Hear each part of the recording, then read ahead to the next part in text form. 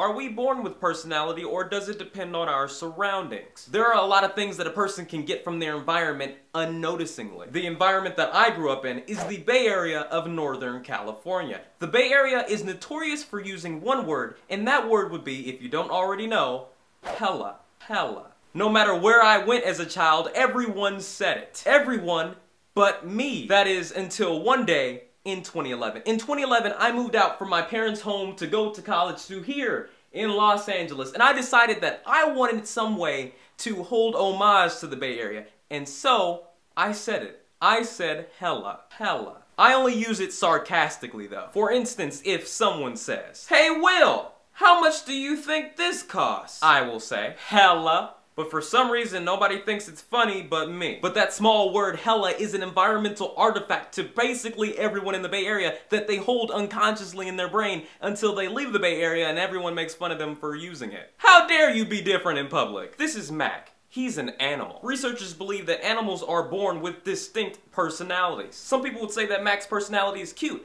I'd say Mac's personality is a blood-sucking moocher who needs to get a job. What is it that you think you do here? Throughout time, researchers have tried to pin down just how many personality traits there are. Some believing as few as 16, and some believing as many as 4,000. 4,000? That's more personality traits than men my ex-wife has been with. But only by a little.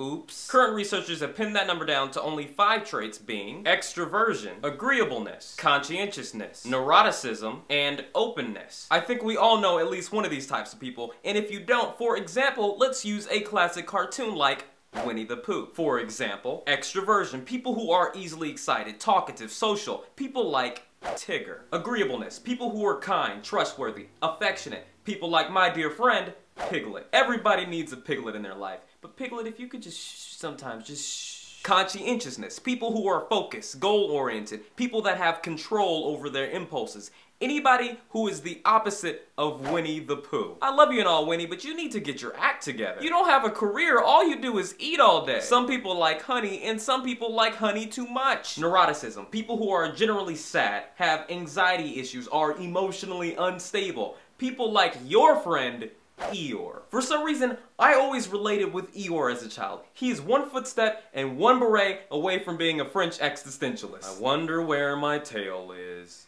I guess I'll never know because it doesn't matter, just like life. Finally, openness. People who are imaginative and have a wide range of interests. There was no Winnie the Pooh character like that I could think of, so I kind of just made up my own called Danny the Dolphin. As you can see, I drew a picture of Danny the Dolphin. I think it's a pretty good idea. I'm thinking of selling the story to Disney. Disney, if you're listening, you may have that for like a couple $1 million.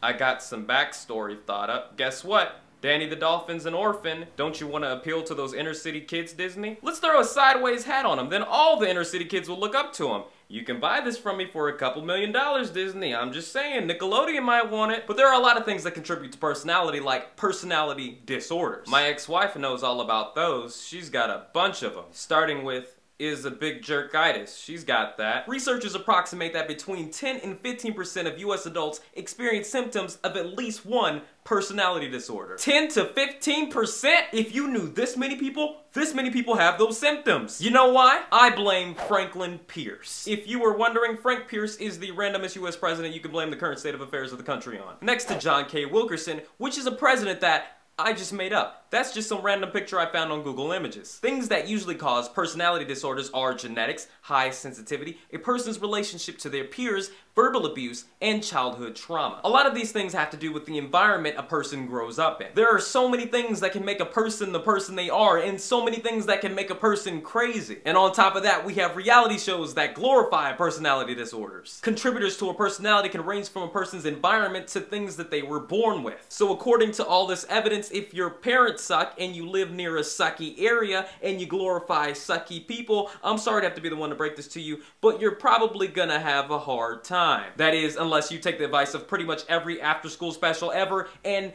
be yourself. Sort of. Just do what I do. When in doubt, act like Bill Cosby. Thank you. Hey, well, give peace a chance. Knuckle touch. Puddin' Pops!